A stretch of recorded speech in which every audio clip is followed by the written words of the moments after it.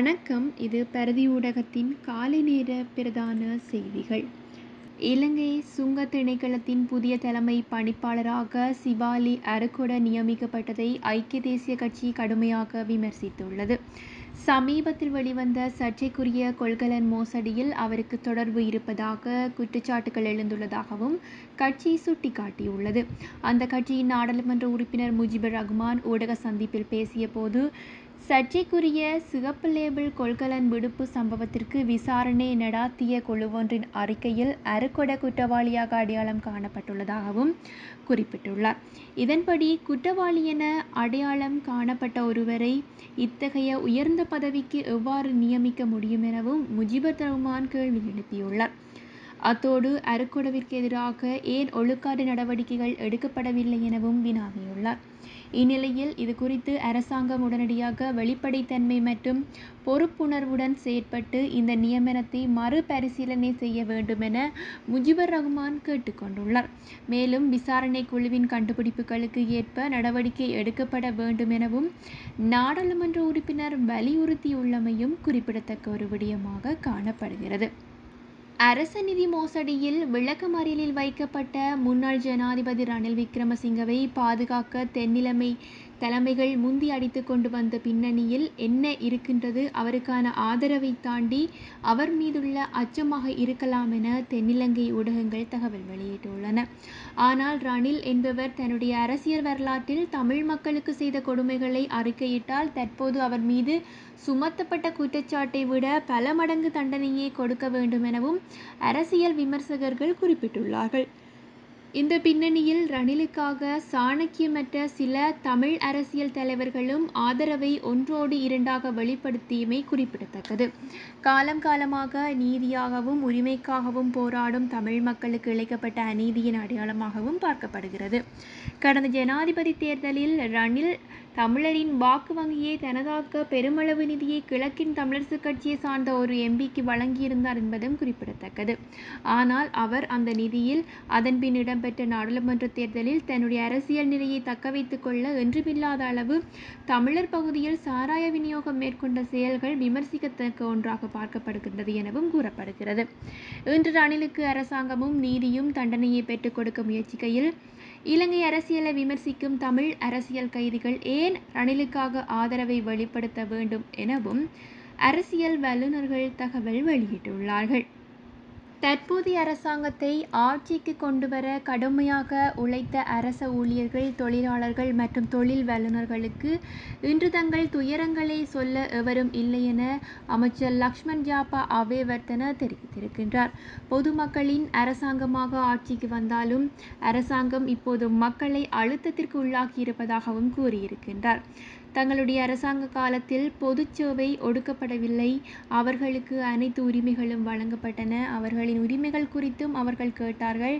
ஆனால் இந்த அரசாங்கம் பொது ஊழியர்களுக்கு செவி சாய்ப்பதாக தெரியவில்லை எனவும் ஒன்றை மக்கள் நினைவில் வைத்துக் கொள்ள வேண்டும், இந்த பொது ஊழியர்களும் தொழிலாளர்களும் ஒன்று தற்போதைய அரசாங்கத்தை ஆட்சிக்கு கொண்டுவர வீதிகளில் இறங்கினார்கள். ஆனால் இன்று விவசாயிகள், தொழிலாளர்கள் மற்றும் அரச ஊழியர்கள் தங்கள் துயரங்களை யாரிடமும் சொல்வதற்கு யாரும் இல்லை என்ற அனைத்து அழுத்தத்திலும் இருப்பதாகவும் கூறியிருக்கின்றார்.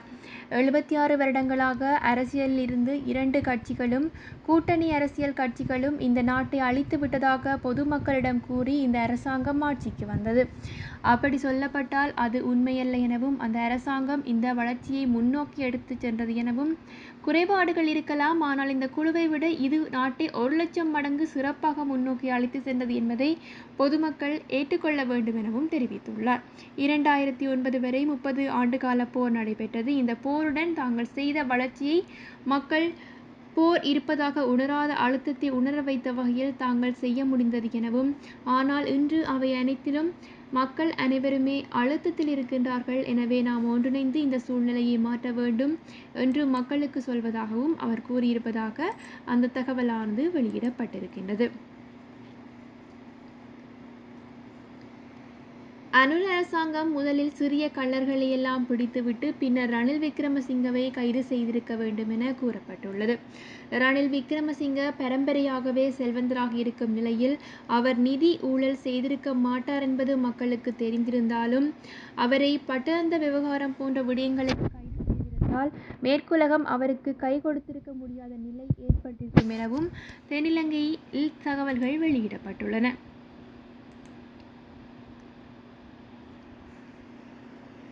முன்னாள் ஜனாதிபதி ரணில் விக்ரமசிங்க மீது சட்ட நடவடிக்கை எடுக்கப்பட்டது போன்று மேலும் பலரும் கைது செய்யப்படுவார்கள் என துணை அமைச்சர் நாமல் கருணாரத்ன தெரிவித்திருக்கின்றார். சட்டத்தின் முன் ரணில் விக்ரமசிங்கவும் ஏனையவர்களைப் போல ஒரு நபர் மட்டுமே எனவும் குறிப்பிட்டிருக்கின்றார்.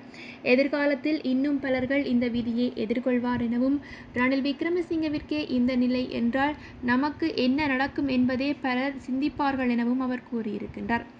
முன்னாள் அமைச்சர் ராஜித சேனாரட்னவும் இதே நிலையில் தான் இருக்கின்றார் எனவும் அவர் தன்னுடைய கருத்தை வெளியிட்டிருக்கின்றமையும் குறிப்பிடத்தக்கது.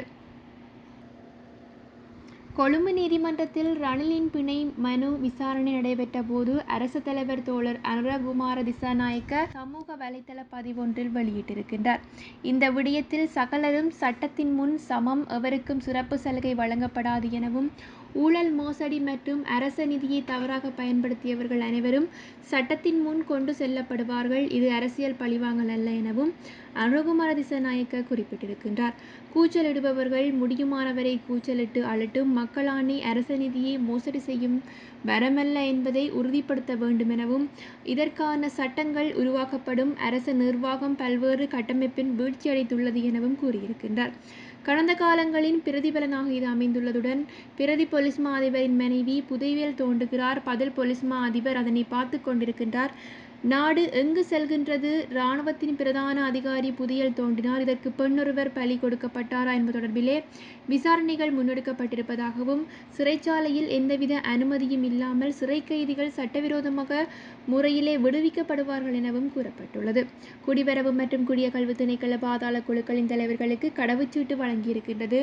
இராச்சியத்தின் பாதுகாப்பிற்காக பயன்படுத்தப்பட வேண்டிய ஆயுதங்கள் இராணுவ முகாம்களிலிருந்து வெளியாட்களுக்கு விற்கப்படுகிறது. T-56 ரக 73 துப்பாக்கிகள் இராணுவ முகாமிலிருந்து வெளியே கொண்டு சென்றுள்ளமை தற்போது அறிக்கையிடப்பட்டுள்ளன. அரசு அதிகாரிகள் தங்களுடைய பொறுப்பை பணத்தால் மதிப்பிட்டு முறையற்ற வகையில் செயற்படுகின்றார்கள். இதனால் சமூக கட்டமைப்பும் பொருளாதாரமும் வீழ்ச்சியடைந்துள்ளன எனவும் கூறியிருக்கின்றார். விசாலமான கட்டிடங்கள் நிர்மாணிக்கப்பட்டுள்ளன, ஆனால் அவற்றால் எந்தவித பயனும் கிடைக்கவில்லை. அரசு அதிகாரத்தை முறைகேடாக பயன்படுத்திய அரசியல்வாதிகளுக்கு அனுமதி இனிமேல் வழங்கப்படாது எனவும் கூறியிருக்கின்றார். ஆட்சியாளர்கள் மக்கள் மத்தியில் மனசாட்சியுடன் செயற்படுத்த வேண்டும். ஆட்சியாளர்கள் அரசு நிதியை முறைகேடு செய்துவிட்டு மக்கள் சட்டத்தின் மீது நம்பிக்கை கொள்ளுங்கள், உங்கள் கடமையை நிறைவேற்றுங்கள் என்று குறிப்பிட முடியாது.